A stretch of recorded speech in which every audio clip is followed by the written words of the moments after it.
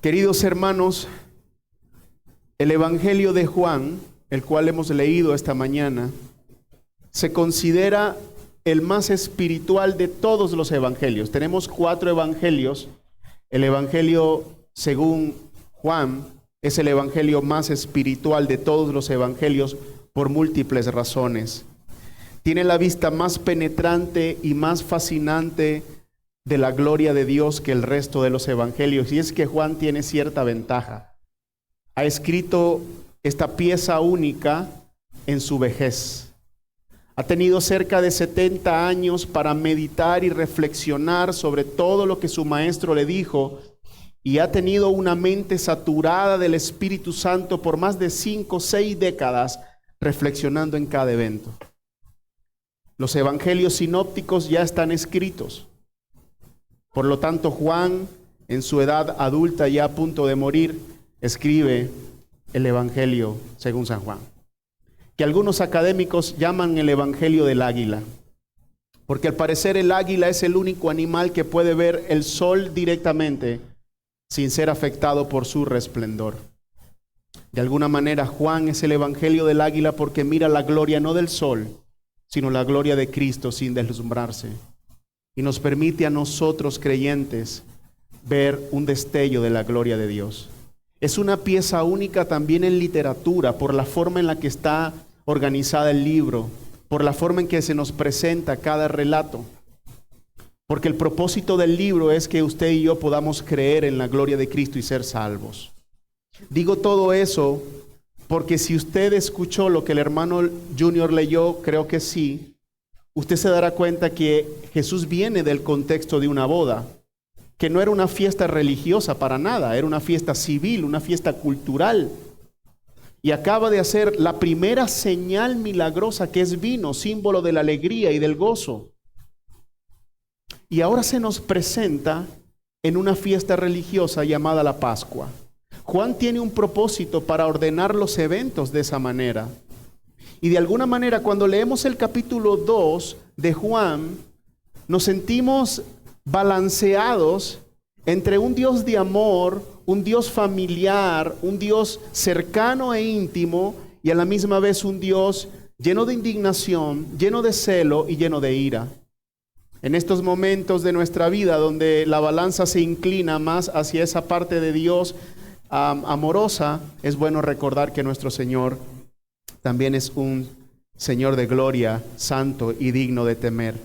Y a modo de introducción, ¿por qué no consideramos esos aspectos? Mire, por ejemplo, considere el lugar donde mi hermano Junior leyó y lo que acabamos de leer. Considere primero el lugar. Jesús viene de una insignificante aldea llamada Caná de Galilea y ahora se nos presenta en la importantísima Jerusalén, que llamaríamos la capital espiritual del mundo en aquella época.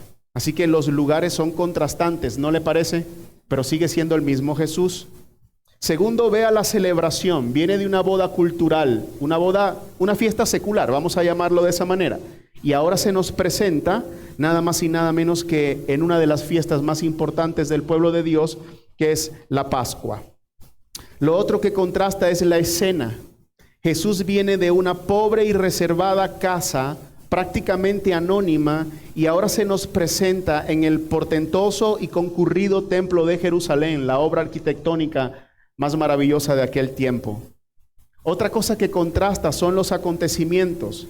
En la boda Jesús se mostró amigable, generoso, milagroso, mientras que en la fiesta de la Pascua Jesús se mostró lleno de indignación, lleno de un celo santo por la casa de Dios.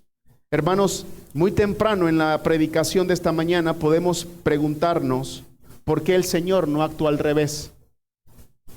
Digo, creo que si usted saca la cuenta, estamos hablando que el Señor les llevó casi 600 litros de vino a esa boda que duraba aproximadamente 7 días. 600 botellas de vino es bastante, hermanos. Digo, hubiésemos esperado que el maestro hubiese llegado a la fiesta y hubiese mandado esa cuerda de hombres a arrepentirse y a creer, ¿verdad? Le hubiese aguado la fiesta. Váyanse para su casa, cuerda de maleantes y borrachos, vámonos de aquí, pero no. les dio vino, les alegró el momento. Bueno, aquí hay toda una simbología espiritual clara, no vamos a entrar en este contexto ahora, pero esperaríamos una acción al revés. Esperaríamos la acción indignante y celosa en una fiesta secular y cultural y una actitud un poco más espiritual o quizás más amorosa en el templo, en la conocida fiesta de la Pascua. ¿Por qué no lo hizo así, hermanos? ¿Qué fue lo que llevó a nuestro Señor a actuar de esta manera? Hermanos, ¿por qué no hizo la primera señal en el templo, donde todos lo podían ver? ¿Por qué lo hizo en la pequeña Caná de Galilea? Lo cierto es que ambos eventos nos ayudan a tener ese sano balance que hemos hablado de la justicia, el amor, la misericordia y el celo de Dios. Así que, mis queridos hermanos, vamos a pedirle al Señor que nos guíe esta mañana, porque definitivamente Juan quiere enseñarnos algo sumamente relevante. Es uno de los pocos acontecimientos que se registran en los 4 evangelios. Hay muchos acontecimientos que Juan dijo, no, ya la cristiandad lo sabe, ya está bien registrado en los demás evangelios, vamos a omitir esta parte de la historia. Pero que el Señor, que Juan haya sido guiado por el Espíritu Santo y no haya omitido esto, tiene implicaciones importantes. Es como si el Espíritu Santo nos estuviera diciendo, ojo con esto, presten atención a esto, es sumamente importante. Así que esta mañana, dicho eso, vamos a ver 3 puntos. El primer punto es la ocasión, y quiero ponerles contexto histórico, hermano, porque va a enriquecer mucho la enseñanza. Vamos a hablar de la ocasión, vamos a hablar de la acción de Jesús, y vamos a hablar de 3 reacciones que despertaron las acciones de Jesús. La reacción de los discípulos, la reacción de los judíos, y la reacción de una multitud anónima, y finalmente vamos a aplicar esto a nuestras vidas. El argumento que quiero que mantenga en mente esta mañana es el siguiente: es ineludible el compromiso de preservar la iglesia de Dios libre de intereses mundanos. Vamos a repetirlo porque es importante. Es ineludible el compromiso de preservar la iglesia de Dios libre de intereses mundanos. Dicho esto, volvamos a nuestro texto, versículo 13, y enfoquémonos en la ocasión. La Pascua de los judíos estaba cerca y Jesús subió a Jerusalén. Ese es, en el sentido más amplio, el contexto que Juan nos presenta. Note que Juan dice que se aproximaba la Pascua de los judíos. El apóstol Juan siempre usó el término judío para referirse a las autoridades judías de una manera un poco molesta, ¿verdad? Como para discriminar el cuerpo de líderes de aquella época. Así que él no está hablando de la Israel espiritual, él no está hablando de los peregrinos creyentes, él está hablando de las autoridades de una manera peyorativa. Él está diciendo, esta fiesta no era la Pascua de Dios, era la Pascua de los judíos. Ellos se habían desviado de lo que Dios había establecido en la Pascua y crearon una Pascua, sí, pero de ellos mismos. Así como allá afuera hay muchos lugares que dicen iglesia cristiana, sí, pero es la iglesia cristiana de algún pastor o de algún hombre, porque no es la iglesia de Cristo. Es como un club de fans, pero no es la iglesia de Cristo. Bueno, Juan nos está diciendo que se aproximaba la Pascua de los judíos. Y note algo, la fiesta de la Pascua pertenecía a un grupo de 3 fiestas anuales, llamadas las fiestas de las peregrinaciones. Se llamaba así porque todos los judíos de Palestina tenían el deber y también el anhelo de ir a esa fiesta. Digo, o sea, usted no podía ser judío y no ir a una de estas 3 fiestas. De hecho, la fiesta de la Pascua sería bueno llamarla más bien el Festival de la Pascua, porque se hacían muchas cosas. Además de ser una fiesta religiosa que usted ya debe saber más o menos en qué consistía, ¿verdad? Era conmemorar el día en que el ángel de la muerte pasó por alto a los primogénitos o a los hijos de los judíos. Sin embargo, mató a todos los hijos de Egipto y liberó al pueblo de Dios. Así como se celebraba eso, también se celebraba, ¿verdad?, la época agraria, que por supuesto un pueblo como Israel, que era un pueblo agrícola, estaba bastante contento porque se marcaba la fecha del inicio de la cosecha. Eso está en Levíticos 23. Lo cierto es que todos los hombres mayores de 19 años tenían que asistir, era obligatorio asistir a esa fiesta. Y en este contexto Jesús está llegando a la fiesta de la Pascua. Así que grandes multitudes de personas acudían a Jerusalén en ocasión de esta fiesta. De hecho, Josefo, el historiador judío, nos dice que la mayoría de la región alrededor de Jerusalén quedaba completamente desierta, según los datos que él nos da. Peregrinos viajaban en grandes grupos, muchas veces con semanas de anticipación, e iban cantando grandes himnos, principalmente los salmos, Salmo 114 al Salmo 118, que son salmos que hablan de la gloria de Dios, de la libertad del pueblo, iban cantando. Así que definitivamente era una fiesta, aquello era una algarabía que conmovía a la gente. Mucha gente del mundo quería ir a ver el espectáculo de los peregrinos llegando a la ciudad. De hecho, Josefo, nuevamente lo cito, nos cuenta que para el 65 después de Cristo se registró 3 millones de peregrinos en Jerusalén. Así que era una fiesta tremenda. Además que en Deuteronomio 14 se les había obligado por Dios que los judíos debían estar alegres. Necesitaban estar alegres. De hecho, aquellos que no podían llevar los diezmos, porque obviamente el viaje era muy largo, tenían que llevar dinero en efectivo y podían gastar eso en lo que quisieran. Usted léalo en su casa, Deuteronomio 14, 25, 26. Agarren su dinero y sus diezmos y gástenlo. Gástenlo inclusive en sidra, en vino, disfruten, porque la fiesta tiene que ser un derroche de alegría. Así que vaya imaginando el momento, ¿no? Hay un momento caliente en la tierra de Jerusalén en ese momento. Ahora piense por un momento, ¿qué clase de personas pueden venir a un festival como este, donde había mucho dinero, donde había mucha alegría, donde había mucha algarabía y por supuesto mucho curioso? Básicamente 3 grupos de personas. El primero, los bandidos, créalo. Los bandidos tenían que estar allí siempre presentes. Digo todo esto, hermanos, porque en este contexto usted va a ver la gloria de Dios en Cristo. Lo va a ver, solo sea un poco paciente. Los bandidos. Número 2, los falsos profetas y maestros que aprovechaban las multitudes confusas para poder expresar sus nuevas herejías. Y número 3, la soldadesca romana. Pues sí, los soldados romanos durante aquella fiesta duplicaban la guardia, inclusive en el templo, porque al mínimo conato de rebelión ellos estaban listos para acabar con esa fiesta. Y es que tenían ganas de acabar con la fiesta. Así que usted ya puede entender el contexto. Un ambiente de mucha alegría, un ambiente muy tenso y un ambiente vigilado por el Imperio Romano. Juan dice que Jesús subió a Jerusalén, dándonos un dato geográfico, por supuesto, pero Jerusalén siempre ha sido el indicador espiritual del pueblo.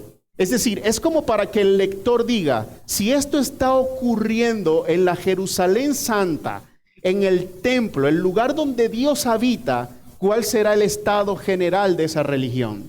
Ese es el dato que nos está dando. Muy bien, para que usted vaya entendiendo cómo el Señor enfrentó la decadencia espiritual de su tiempo. Si eso está ocurriendo, hermanos, en el lugar más sagrado de la tierra, ¿qué puede esperarse en el resto, verdad? Y Juan nos continúa diciendo en el versículo 14, y entró en el templo y encontró en el templo a los que vendían bueyes, ovejas y palomas y a los que cambiaban dinero allí sentados. Seguimos en la ocasión. Jesús llega con ese mar de personas. Ya usted entiende el contexto, ¿verdad? Y se encuentra en el templo. Una palabra interesante, encontró. Es como debías encontrártelo. Era normal que te los encontraras allí. Permítame decirle algo. Y anote esto allí. La presencia de los mercaderes era algo necesaria. Jesús se la iba a encontrar. Le voy a explicar por qué. Porque los bueyes se usaban a lo largo del festival para una fiesta específica en el día número 2 de la fiesta. Las ovejas se utilizaban, o los corderos, se utilizaban para el día de la cena pascual y las palomas se utilizaban como una ofrenda para las nuevas madres pobres. Por lo tanto, tenemos un grupo de hombres que están haciendo algo que es necesario y a la vista de otros es bueno. Porque yo quiero que usted imagine a esos peregrinos caminando cientos de kilómetros por toda Palestina con una oveja en el cuello o cargada aquí o llevando a los bueyes o con cestas con palomas. Definitivamente era algo bastante complejo. Además, muchos de ellos llevaban diversos tipos de moneda que circulaban legalmente en aquella época, las monedas de Egipto, de Grecia, de Roma, de Tiro, etc. Muchas de ellas tenían las imágenes del César y por supuesto en el templo solo se admitía el conocido shekel o el siclo, que era la moneda a través de la cual se pagaban los impuestos. Así que los mercaderes del templo y los cambistas estaban haciendo una buena labor. De hecho, el Talmud judío decía que era necesario la presencia de estos cambistas. Así que está bien justificada el hecho de que estos hombres estuvieran allí. Entonces la pregunta que nos surge es, ¿por qué si era necesario la presencia de estos hombres? ¿Y por qué si estaban haciendo algo bueno estos hombres? ¿Por qué el Señor actuó de la manera en que actuó? Vamos al versículo 15. Y haciendo un azote de cuerdas, nuestro Señor Jesús echó a todos fuera del templo con las ovejas y los bueyes. Desparramó las monedas de los cambistas y volcó las mesas y dijo a los que vendían palomas, quitad esto de aquí, no hagáis de la casa de mi padre una casa de comercio, un emporio, la palabra griega ahí, un emporio. No hagan de la casa de mi padre un emporio. Definitivamente nuestro Señor Jesucristo está viendo algo que nosotros no vemos hasta ahora. Hay algo en el corazón de esos mercaderes y de esos cambistas que han desatado la indignidad santa de nuestro Señor. Algunas personas dicen, no te preocupes, es que el Señor le tenía rabia al templo. Si usted le hubiese preguntado a un rabino en aquella época, le hubiese dicho, es que Jesús era antitemplista, odiaba el templo. Pero no es cierto, hermano, Jesús amaba el templo. Sus padres amaron el templo. Cuando el Señor nació, lo llevaron y lo presentaron en el templo cuando tenía 8 años, según Lucas 2. El Señor mostró siempre respeto al templo y a sus instituciones. De hecho, Él siendo el arquetipo del templo, pagó impuestos en el templo. Por lo tanto, Él no solamente amaba el templo, demostraba respeto al templo. De hecho, en el propio Evangelio de Juan, vemos al Señor yendo y viniendo constantemente al templo. En algunas ocasiones enseñaba el templo y en alguna vez Él le dijo a los fariseos hipócritas, el que jura por el templo, no solo jura por el templo, sino por quien habita en él. Así que por lo tanto, para nuestro Señor Jesucristo, el templo era valioso, era un lugar sagrado, era la morada de Dios. Así que no era simplemente rabia con el templo, algo está pasando en el templo que él amaba. Muy bien, así que a simple vista, todo lo que estamos viendo parece normal. Nos cuesta creer que nuestro Señor está actuando así hasta que vamos a la historia y nos encontramos con unos personajes que eran conocidos como los inspectores del templo, Munhek en hebreo. No importa ese nombre, ya no lo vamos a usar. Pero ellos eran inspectores o fiscales en el templo. La tarea de este grupito era inspeccionar los animales que cada persona iba a traer para el sacrificio. Y por ese trabajo, por esa labor, ellos cobraban un mahak. Ellos cobraban un mahak para inspeccionar los animales de cada peregrino. Recordemos que los sacrificios en el templo debían ser perfectos. Los animales debían ser perfectos. Por lo tanto, ellos hacían el trabajo de inspección. Bueno, hasta ahora parece una buena obra, ¿no? Pero lo que sucedió en los tiempos de Jesús es que las inspecciones que estos inspectores hacían eran malsanas. Ellos solían descalificar a los animales que los feligreses traían. La rigurosidad con la que ellos inspeccionaban los animales prácticamente los descalificaba a todos. No con el propósito de que Dios fuera adorado con un mejor sacrificio, sino por intereses malsanos y egoístas. Así que los peregrinos, para evitarse el inconveniente de que me voy a llevar una oveja por todo el camino y de paso tengo que pagar para que me lo descalifiquen, pues mejor lo compro allá. Lo cierto es que los inspectores, los que eran comerciantes y los sacerdotes tenían un negocio bastante opulento. Voy a poner el punto sobre la I. A ese mercado, ¿verdad?, que el Señor llegó y volcó las mesas, le conocían como el bazar de Anás. Anás era el sumo sacerdote vitalicio, suegro de Caifás. Por eso no nos debe sorprender que el primer hombre que entrevista a Jesús no fue Pilato, no fue Caifás, fue en la casa ¿de quién? De Anás. Tráigame el carpintero que me echó mano en el bolsillo para ver por qué razón me hizo perder tanto dinero. Ahí tenemos el bazar de Anás. Había ahí una especie de conchupancia bastante interesante. Ahí estaban haciendo grandes negocios. ¿Y qué hablar de los cambistas? De hecho, déjeme ver si le traigo aquí un ejemplo. Sí, para que tenga un ejemplo y una noción de lo que estamos hablando, voy a traer precios en la actualidad.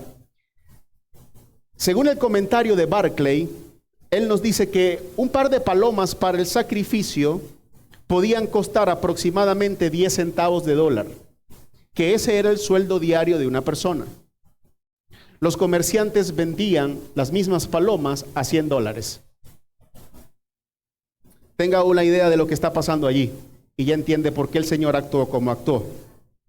Los cambistas no se quedan atrás, también tenían un negocio extraordinario. Eso era una verdadera máquina de hacer dinero. Como ya les dije, cada persona mayor de 19 años tenía que pagar impuestos, pero la gente iba con diversas monedas, así que estos cambistas cobraban 16% por el cambio. Y por cada medio ciclo que le devolvían, 16% más. Así que ahí tenemos una maquinaria de hacer dinero. Según algunos datos históricos, en el comentario de Barclay se nos dice que la renta anual del templo se calculaba en 120,000 euros en aquella época, que la ganancia de los cambistas era 12,000 euros cuando el sueldo de un obrero era 6 céntimos al día. De hecho, en el 54 antes de Cristo, cuando saquean el templo, Craso, que fue quien lo capturó, se llevó aproximadamente 3 millones de euros. Así que ahí tenemos una fábrica de hacer dinero. La iglesia de aquel momento, el templo de aquel momento no era otra cosa que hacer mucho, mucho dinero. La parte del templo que se usaba para hacer esto, la venta de animales y los cambios de monedas, nada más y nada menos era el patio de los gentiles. El lugar donde los hombres de toda la tierra se iban a reunir a conocer a Dios, a cantarle algo a Dios o a elevar alguna plegaria a Dios. Bueno, ahora estaba lleno de miles de animales, estaba lleno de balidos, de mugidos, de gorjeos, excremento por todas partes. Aquello era una fetidez a excremento, aquello era una feria lleno de animales. Imagínense que el Señor se encuentre con eso, que nuestro Señor se encuentre con un templo al cual Él amaba, convertido en un mercado como la feria de los gochos, ni la feria de los gochos, hermanos. Quinta Crespo tal vez, llena de animales, de gallinas. Wow. De hecho, en otro evangelio, las palabras que se registran del Señor son estas: mi casa será casa de oración, pero ustedes la han convertido en cueva de ladrones. Así que el sentido original del templo, perdido, completamente perdido. Jesús amaba a Dios, Jesús amaba a los feligreses que amaban a Dios, y ahora se había convertido esto en una especie de feria. Por lo tanto, el Señor Jesús, hermanos, no pudo estar tranquilo. Tuvo que desatar su indignación. Y quiero que no pasemos por alto las palabras que están en el verso 15. Estamos viendo la acción en detalle, ¿no? Dice Juan que haciendo un azote de cuerdas, echó a todos fuera del templo. ¿Con cuáles cuerdas? Pues con las que amarraban a los animales, suponemos. Entonces, el término aquí para azote de cuerda es un pequeño látigo realmente. Podemos traducirlo como un pequeño látigo. En su comentario al texto, John Hill dice que el látigo no era tan grande como para sacar a una multitud de personas, sino como para hacerle recordar a aquella gente que eran merecedores del látigo eterno, de la ira de Dios, por haber convertido a la casa de Dios en una cueva de ladrones o en un vulgar mercado. Queridos hermanos, y vamos a empezar a ver la gloria de Cristo aquí, que el Señor haya logrado echar fuera a toda aquella multitud de vendedores sin escrúpulos y a sus animales con una arma tan insignificante, nos tiene que maravillar. Que la guardia del templo no hubiese actuado para detenerlo nos debe asombrar. Que ningún peregrino haya intervenido nos debe sorprender. Y que la soldadesca romana no hubiese intervenido con fuerza opresiva es un milagro que nos demuestra que el Señor es soberano y que está al control de todo. Por eso el contexto era tan valioso y me tomé el tiempo para enseñárselos. Porque una cosa es que usted predique contra mi dinero y otra cosa es que usted me eche mano al dinero. No era un látigo, hermano. Era una cuerda. Algunos comentaristas especulan un poco, pero lo podemos reflexionar también. Nos llaman a reflexionar y nos dicen, ¿cómo sería la mirada santa de ese hombre que hizo que nadie interviniera? No fue el látigo, ni era el cuerpo de él. Había algo en el rostro de ese hombre que llenó aquel lugar de terror e hizo que todos retrocedieran con sus animales. Esa fue la acción. Vamos a ver las reacciones. Las primeras reacciones las tenemos en los discípulos. Y sus discípulos se acordaron de que estaba escrito, el celo por tu casa me consumirá. Salmo 69, uno de los salmos más aplicado al Señor Jesucristo en el Nuevo Testamento. El versículo 7 de ese salmo dice, la ignominia ha cubierto mi rostro. Me he convertido en extraño para mis hermanos y en extranjeros para los hijos de mi madre, porque el celo por tu casa me ha consumido. Si hay alguien aquí que ha experimentado el celo de Dios por su casa, por su iglesia, y mira a su alrededor la tibieza y la frialdad, entiende el contexto de estas palabras. Es indignante, te sientes solo cuando ves la carga de la iglesia y que pareciera que a nadie le importa. Los discípulos vieron el Salmo 69 escrito por David aplicado al Señor aquí. En el versículo 10 de ese salmo dice, cuando lloraba afligiendo con ayuno mi alma, eso se convirtió en afrenta para mí. Cuando hice de cilicio mi vestido, me convertí en proverbio para ellos. Hablan de mí los que se sientan a la puerta y soy la canción de los borrachos. El Señor sufría por el templo, porque el Señor ama el templo. Todo el que ama la iglesia y sufre la iglesia, por la iglesia, entiende lo que aquí está sucediendo. Por eso lo vamos a abordar un poco más adelante. Ahora vamos a ver la reacción de los judíos, porque esa sorprende también. En el versículo 18 dice, entonces los judíos respondieron y le dijeron, vea las palabras, ya que haces esto, o ya que haces estas cosas, ¿qué señal nos muestras? Esa fue la reacción de los judíos. Recuerde, no la de los feligreses, no la de los peregrinos. Judío, un término peyorativo contra el gobierno de la nación, contra las autoridades. ¿Ok? Esta fue la reacción de ellos. Ya que haces estas cosas, dinos, ¿verdad? O muéstranos una señal. Las autoridades judías conocían la Escritura. Las autoridades judías sabían que una clara señal del Mesías era la purificación del templo. Mire esto, en el libro de Zacarías capítulo 14, verso 21, esta es la profecía. Y toda olla en Jerusalén y en Judá será consagrada al Señor de los ejércitos. Todos los que ofrezcan sacrificio vendrán y tomarán de ella, y en ellas cocerán. Y no habrá más mercader en la casa del Señor de los ejércitos en aquel día. Entonces estos hombres duros de corazón están diciéndole esto a Jesús. Ya que tú estás actuando así, como el Mesías debía actuar, entonces muestra señal. Más adelante, el profeta Isaías dice: yo les traeré a mi santo monte y los alegraré en mi casa de oración.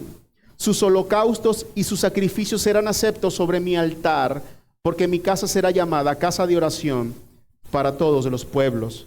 Inclusive Malaquías dice que Dios enviaría a su mensajero del pacto, a quien ellos buscarían, pero no podrían soportar el día de su venida, porque él purificaría a los levitas y entonces entregarían ofrendas conforme a su justicia. Entonces los judíos analizan a Jesús en medio de la fiesta de la Pascua y le dicen: ok, lo que acabas de hacer es una pretensión mesiánica, porque la profecía es clara, muestra señal. ¿Pero qué más señal quería? Los romanos no intervinieron. Era suficiente para que la guardia romana interviniera. No intervinieron. Los guardias del templo no intervinieron. Los peregrinos, ¿usted sabe lo que significa millones de peregrinos? Eso es una algarabía, eso es una euforia. No intervinieron. Los comerciantes no intervinieron. Hay una señal en la señal. Él era el Mesías. Está mostrando claramente su gloria. Pero ese fue el gran problema de los judíos. La observancia externa y frívola de aquella religión.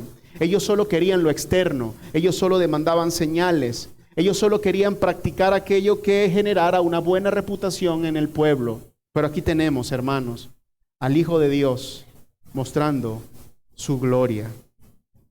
Por eso cuando alguna persona dice: no, pero él nunca dijo que él era el Hijo de Dios, o él nunca dijo que él era el Mesías, ¿dónde lo vemos? Lo vemos en todas partes. Él es el Hijo de Dios, quien cumplió, como dijo el hermano temprano, todas las profecías. Ante la petición de la señal de los judíos, mire lo que Jesús hace.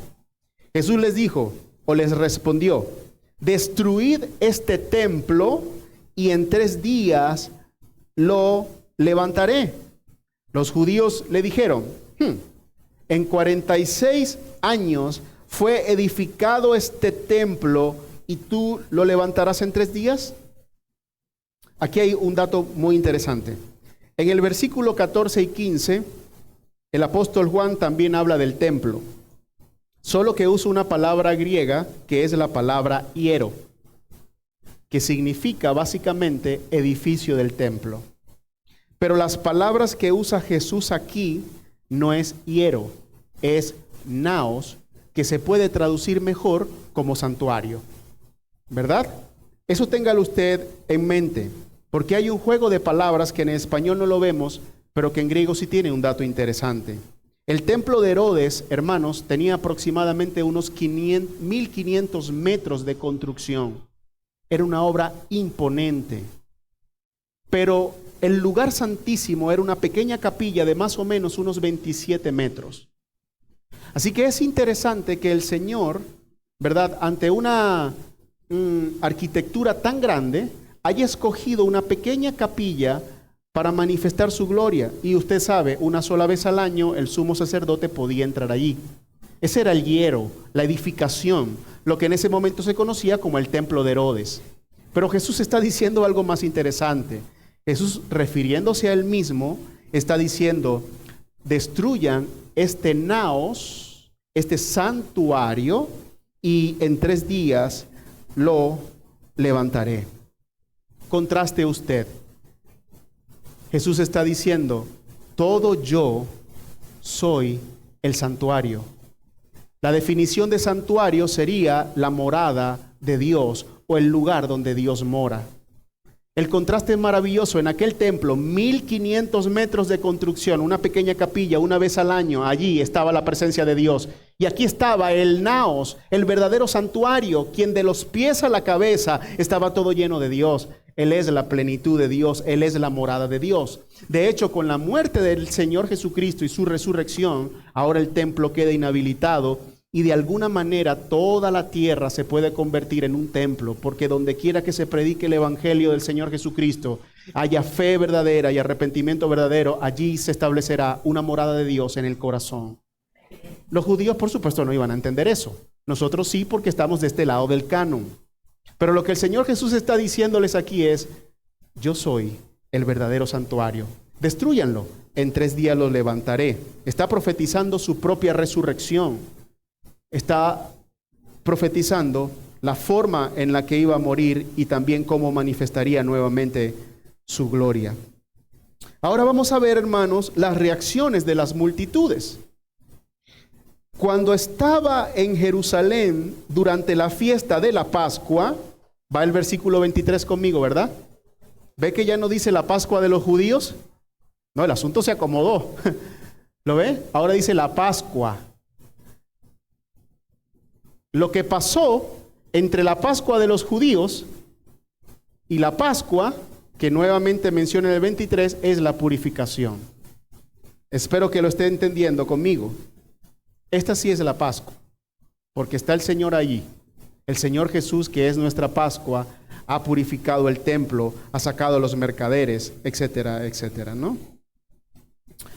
Muchos creyeron en el nombre al ver las señales que hacía.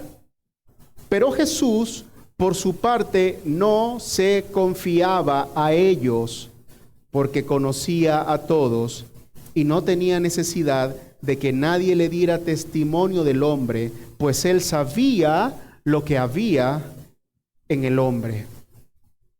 Entonces aquí tenemos una multitud de personas que ni siquiera el nombre sabemos, pero creyeron. Y es bueno que usted sepa que cuando Juan utiliza la palabra creyeron, no la usa en el término o en el sentido teológico de creer para salvación. No necesariamente, hay que evaluar con cuidado el contexto. No fue que estos creyeron y perdieron la salvación, sino que definitivamente según ellos creyeron o en algo creyeron, pero Jesús no creía en ellos. El juego de palabras es como si Juan dijera, ellos creyeron en Jesús, pero Jesús no creía en la fe de ellos. No creía en la fe de ellos. ¿Por qué? Estaba basada en las señales. Dice aquí que al ver las señales que hacía, ellos creyeron. Es el mismo espíritu de los fariseos. Están pidiendo las señales. Y por supuesto el Señor Jesús hizo muchos milagros durante la fiesta de la Pascua. Nicodemo parece ser el resultado de eso porque estuvo por allí también un poco más adelante. Hizo muchas señales y ellos se acercaron al Señor por las señales que había hecho.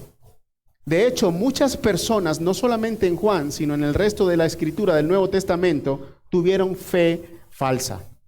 Tuvieron lo que nosotros podríamos llamar falsas conversiones.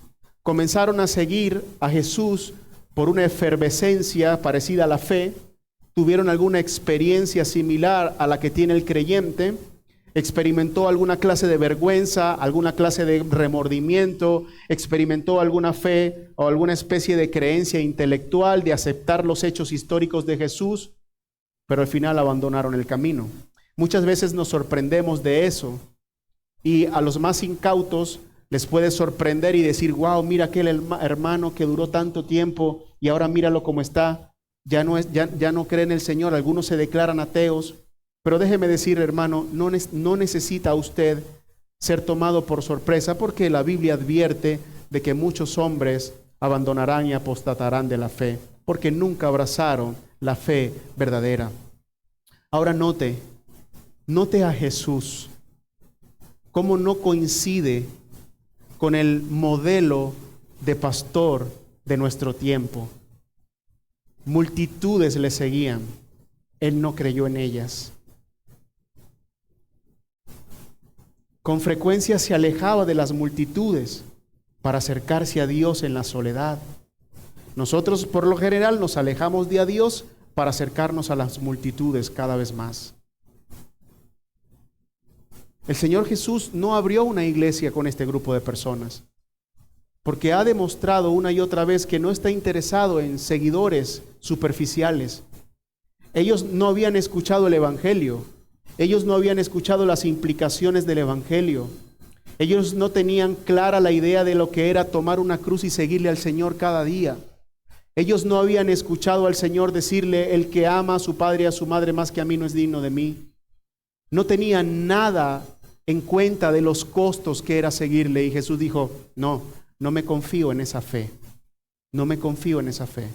Nosotros como iglesia deberíamos hoy tener bastante en cuenta que el Señor Jesucristo no está interesado en multitudes ignorantes que le sigan sin saber a dónde van, a quién siguen y qué precio tienen que pagar. Una iglesia bien capacitada, una iglesia que sabe cuáles son las demandas del Evangelio, que es solo fe y arrepentimiento, pero eso produce algo y genera una demanda en nosotros, es lo que el Señor está esperando. En estos tiempos de pragmatismo, donde estamos buscando el número y el éxito a través de la cantidad, deberíamos recordar que el príncipe de los pastores nunca sintió solo compasión por las multitudes, pero nunca se dejó inclinar por la fama, por el poder. Y mire el peligro de las señales. Mire el peligro de las señales. Es capaz de arrastrar a mucha y a mucha gente. Así que, mis queridos hermanos, hemos visto cómo nuestro Señor primero ha demostrado ser el Hijo de Dios, porque ha cumplido la profecía de purificar el templo en un solo día. El contexto histórico nos permitió ver la gloria al mantener todo en control. No se ve, pero estaba allí. Era el ejército de Dios invisible teniendo control de todo. Era el soberano de los reyes de la tierra diciéndole al imperio romano: estate tranquilo, quédate quieto, esto debe suceder. ¡Wow, hermano! Por toda la Escritura se ve los ríos de la soberanía de Dios llevando su plan redentor a cabo sin que nadie lo detenga. En el templo tenemos la maquinaria asesina más poderosa de su tiempo, los soldados romanos. Y tenemos a la misma vez el cuerpo religioso más hostil de aquel tiempo, a los fariseos. No hicieron nada. Y ahí está ese inofensivo carpintero con las cuerditas con que amarraban las jaulas o con las cuerditas con que tenían atado a los burros, sacando una multitud de gente de la casa de Dios. Porque aunque aparentemente estaban haciendo cosas buenas y necesarias, sus motivos egoístas y malvados estaban contaminando toda la Pascua, estaban contaminando todo el templo. Quiero que apliquemos estas verdades a nuestras vidas, hermano. Voy a dar varias aplicaciones. Jesús, hermanos, ha demostrado aquí y en muchas ocasiones, por supuesto, que amaba al templo, amaba a Dios y amaba al pueblo de Dios. Como dijo el hermano Ciso, ¿cuál es la respuesta lógica a ese amor? Si no es el celo y la indignación por lo que se ama. Ahí vemos el bendito corazón de nuestro Señor ardiendo en ira santa, porque un grupo de hombres han hecho de la religión un modo para explotar al pueblo de Dios, porque estaban explotando a los feligreses, porque habían hecho de la santa religión una fuente de ganancias deshonestas. Líderes que están aquí y pueblo de Dios en general, sigamos el mismo ejemplo. Porque hoy hay unos cuantos bandidos en varias iglesias explotando a los feligreses. Yo personalmente he conversado con hombres oprimidos por esos pastores que tienen miedo a abandonar sus iglesias porque han sido manipuladas. Nosotros tenemos que levantar la voz de nuestro Señor Jesucristo y denunciar ese tipo de comportamientos. Y cuando tengamos la ocasión, recordarle a esos impíos las palabras de Charles Spurgeon, cuando dijo: quien tiene el evangelio por negocio, tendrá el infierno por ganancia. Pero tal advertencia no debe quedar solo reposando en los pastores y líderes, sino también en la iglesia como tal, en el pueblo como tal. Porque, hermanos, ¿cómo viene la gente a nuestras iglesias? ¿O cuáles son los motivos por los que la gente viene a nuestras iglesias? Nos gustaría pensar que todas las personas que vienen a la iglesia vienen a entregar su vida a Cristo y a adorar su gloria y a servir a Cristo. Pero hay gente que viene a la iglesia buscando pareja, buscando amigos, buscando socios honestos, relaciones sanas para sus hijos, y algunos otros vienen buscando buenos clientes. Entonces, no nos creamos el tema de que el evangelio de la prosperidad solo es un asunto de púlpito y de pastores. También hay gente que comercia con nuestra fe en nuestras iglesias. No seamos ingenuos, no seamos incautos, seamos cuidadosos y seamos terriblemente sinceros, porque es probable que alguno de esos seamos nosotros mismos. ¿Cuáles son las razones por las que usted vino a la iglesia? Esa es la gran pregunta hoy. ¿Qué lo tiene aquí? ¿Qué lo trajo aquí? Para entrar al redil solo hay una puerta, es Cristo. Yo soy la puerta. El que no entra por esa puerta, entra por los muros, pero es ladrón y saltador. La única manera de entrar legítimamente al rebaño de Dios es por Cristo. Es teniendo fe en Él. Es abandonando nuestra vieja manera de vivir y entregándonos al Señor. Es abandonando y odiando nuestro pecado, acercándonos a Dios y amándole a Él. Dios odia que la iglesia sea un bazar, hermano. Tenga mucho cuidado. Sea honesto con usted mismo, porque el látigo de la ira de Dios sigue estando en su mano. No es la primera vez que Él limpia su iglesia. Lo está haciendo. Nosotros vivimos una crisis tremenda en Panamá. Una y otra vez la gente se iba por múltiples razones. Ya estaba deprimido, estaba ya afligido, no sabía qué hacer. Por supuesto, estás en medio de una situación emocional muy fuerte. Pido consejería con unos pastores amigos y me dieron una palabra de consuelo. Me dijeron: hermano, no forcemos las cosas. A veces nos empeñamos por retener lo que Dios quiere sacar. Y a veces nos empeñamos en sacar lo que Dios quiere retener. Usted cuide la puerta de adelante de la iglesia y deje que Él se encargue de la puerta trasera. Usted cuide que en la iglesia del Señor se mantenga pura y deje que Él saque lo que Él necesita sacar.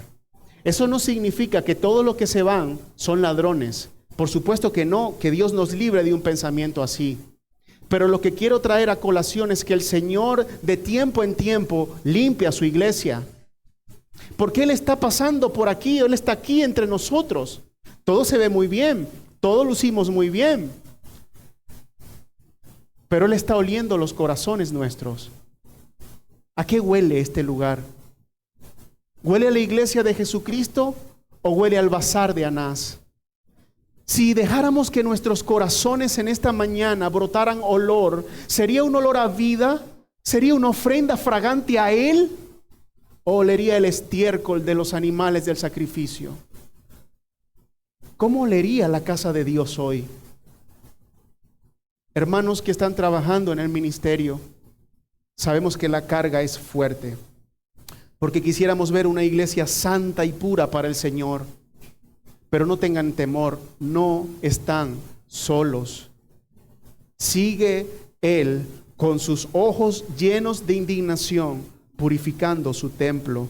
Descansen en eso. En segundo lugar, hermanos, vemos claramente que hay un peligro cuando se ofrece un culto irreverente a Dios. El hermano Ciso tocó el tema un poco esta mañana. El desorden. Quiero que vaya otra vez al templo, al mercado, al bazar de Anás, el pórtico de los gentiles. Desorden, fetidez a estiércol de animal, bramidos, mugidos, revoloteos ruidosos de paloma. Mire, hermano, yo trabajo en una oficina que es la habitación de mi abuela. Me dio una habitación y ahí tengo por ahora la oficina. Entonces, ahí hay una zona donde hay aires acondicionados en la ventana. Allí llegan todos los días que yo estoy allí como 3 o 4 benditas palomas que me han robado la concentración más de una vez. Las he reprendido. Mi abuela le ha echado agua caliente en varias ocasiones. No se van las palomas. Hay algo que ellos hacen, un sonido que ellos hacen que te distrae. Ahora imagine por un momento este lugar que se suponía era el lugar para que los que no conocían a Dios conocieran a Dios. Imagínelo por un momento. El Señor lamentó mucho aquello. Hermanos, voy al punto. ¿Qué clase de culto le estamos ofreciendo al Señor nosotros? Él pide un culto racional. Él pide que las personas que vienen a la iglesia se sienten allí a ofrecer un culto razonable. Que su corazón, sus disposiciones, la voluntad de su alma y su mente estén allí puestas. Algunos dicen, queremos un predicador expositivo. Bueno, yo quiero una audiencia expositiva. Tenemos predicadores que toman 25 horas de la semana para preparar un sermón de 45 minutos y la gente allí ve una mosca y se distrae. ¿Usted quiere un predicador expositivo? Vuélvase un pueblo expositivo. Venga con una mente hambrienta de la palabra de Dios. Tome nota. Estudie pasaje por pasaje. Si usted sabe cuál es el pasaje que su pastor predicará esa semana, estúdielo en su casa. Si no sabe, estúdielo la semana siguiente. ¿Qué clase de culto le estamos dando a nuestro Señor? ¿Qué clase de ofrenda estamos trayendo a nuestro Señor? Seamos honestos. ¿Es una ofrenda o una propina al mesero del cielo?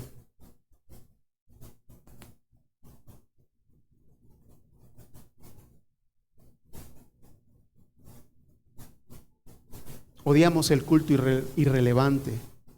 Odiamos el culto irreverente. Y todos luchamos con eso. Yo mismo me he sentado allí y me he distraído.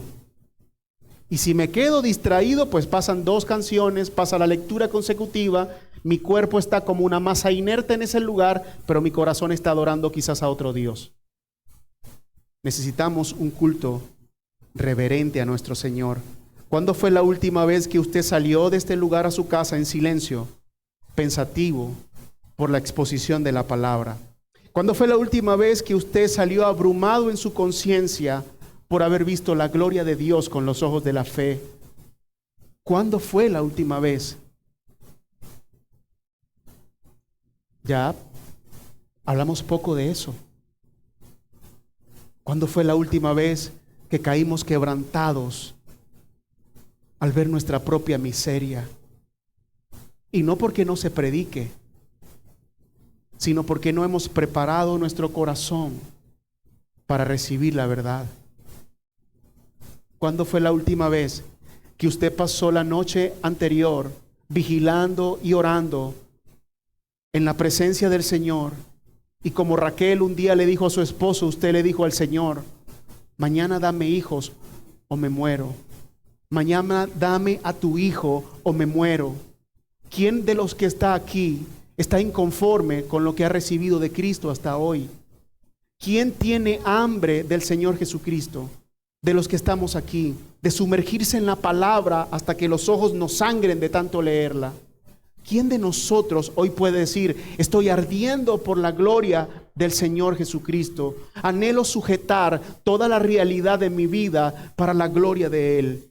No se escucha eso, se escucha poco eso. Pero el Señor anhela un culto reverente, donde nosotros salgamos asombrados de la majestad de Dios, abrumados por su santidad. Que cuando el predicador se pare aquí y muestre la belleza de la vida cristiana y yo reflexione al ver la ruina de vida que llevo, yo salga avergonzado, lleno de temor santo, arrepentido y diciéndole al Señor, yo quiero esa vida o ninguna. ¿Es mi lucha sola o también es su lucha? Estuvimos predicando la semana pasada en la misión acerca de la armadura de Dios. Vimos la introducción de la primera pieza de la armadura, ceñidos con el cinturón de la verdad. No hay nada más inútil para un soldado romano que un cinturón flojo. De hecho, los hombres que están aquí no me dejarán dudar. ¿Qué es lo primero que hacemos cuando llegamos a nuestro Edén? Aflojarnos de la correa. Llegamos a la casa, estamos en paz. El cinturón de la verdad tiene que estar bien ajustado. Si un soldado se ponía el cinturón flojo, la túnica se le podía enredar y podía perder la guerra, morir. Estamos viviendo tiempos superficiales donde nadie se quiere ceñir a la verdad, donde nadie quiere profundizar la palabra de Dios, donde nos conformamos con un mar de conocimiento de 5 centímetros de profundidad. Allí no hay belleza. Se pone rancio el corazón cuando no profundiza en la verdad de Dios, cuando no dejas que Cristo cautive el alma con todas las riquezas de su tesoro. La iglesia adolece por falta de instrucción, por un precario conocimiento de la verdad. Hermanos, Dios aborrece un culto irreverente. Debemos apretarnos el cinturón de la verdad. Debemos buscar más de la palabra de Dios. Sí, queremos pastores bíblicos que nos prediquen la verdad, pero ¿para qué, hermano? Si tenemos un púlpito bíblico, pero no tenemos pueblo bíblico, se está haciendo un gran daño. Una vez entrevisté a una pareja y me dijo, estoy buscando una iglesia bíblica donde echar raíces. ¿Para qué? ¿Para qué quieres una iglesia bíblica? Si te sientas ahí solo a escuchar, te condenarás más. ¿Quieres una iglesia bíblica? Tienes que estar dispuesto a ser un creyente bíblico.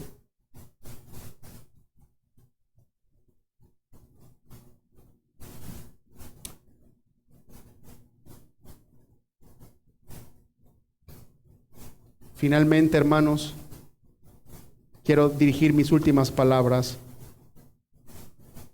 a aquellos visitantes que nos honran y nos complacen todos los domingos aquí, aquellos que no son creyentes, o inclusive alguno que pueda considerarse creyente pero no lo sea. Dios solo conoce el corazón.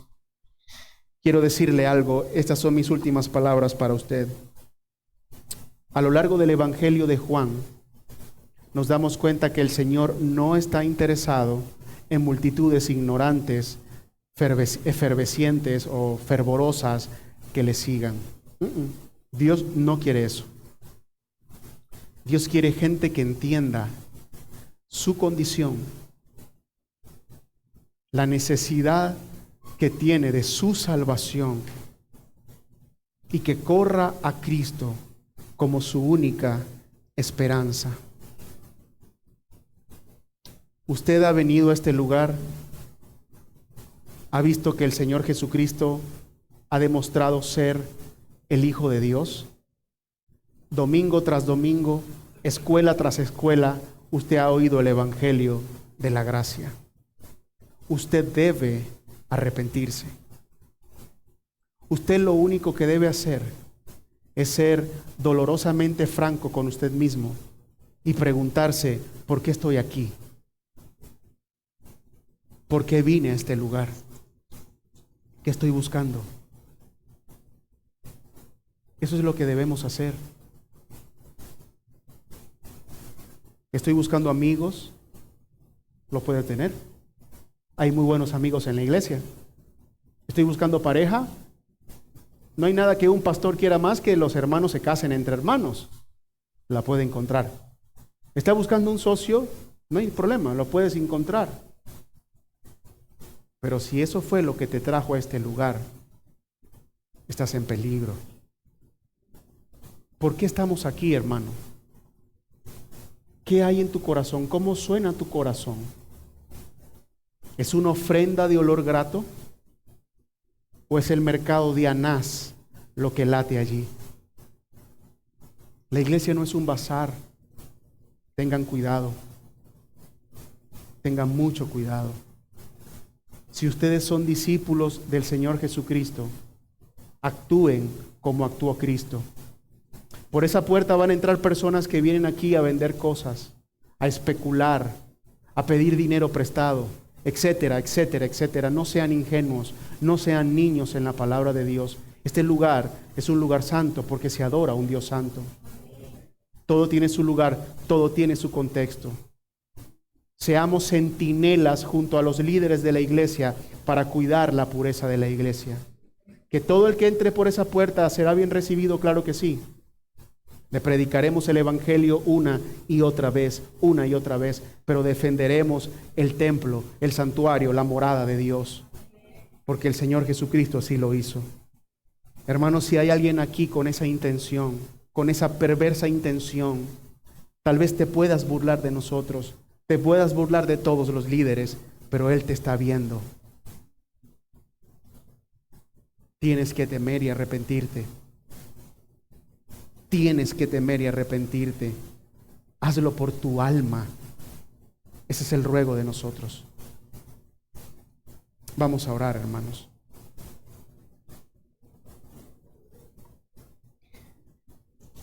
Amado Señor, nosotros, todos los que estamos aquí, hemos ofrecido en alguna ocasión un culto irreverente a usted. Hemos faltado, Señor. Por lo tanto, cada uno de los que estamos aquí te pedimos perdón en esta mañana. Perdónanos, amado Señor.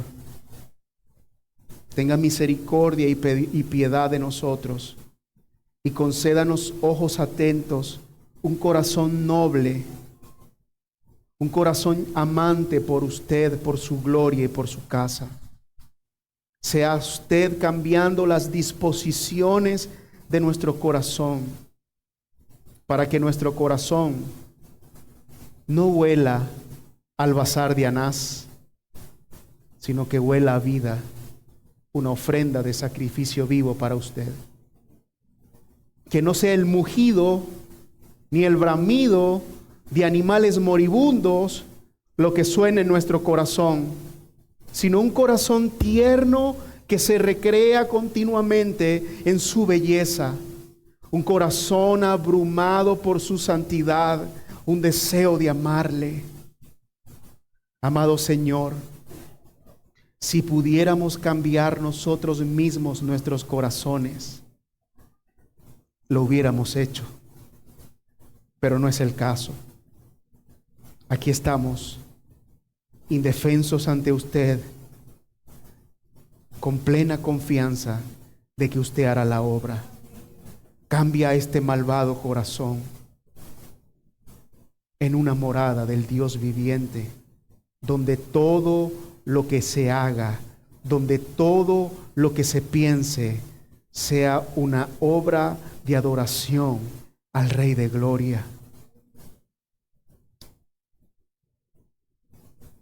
Ayúdanos a salir por esta puerta continuamente abrumados de su santidad, coronados con la belleza de la vida cristiana y embestidos de un fuerte anhelo por obedecerle en cada cosa de nuestra vida. Gracias, mi amado Señor, por la congregación Trono de Gracia y por lo que estás haciendo en ella. Síguela purificando, mi Señor. Y la puerta de atrás de esta iglesia está en sus manos, Señor. Ábrala y ciérrala conforme a su propósito. Y dele sabiduría a los líderes para que cuiden la puerta de adelante, que con todas sus fuerzas mantengan la pureza y la santidad de esta Virgen que espera tu regreso. Gracias, mi amado Señor. Amén.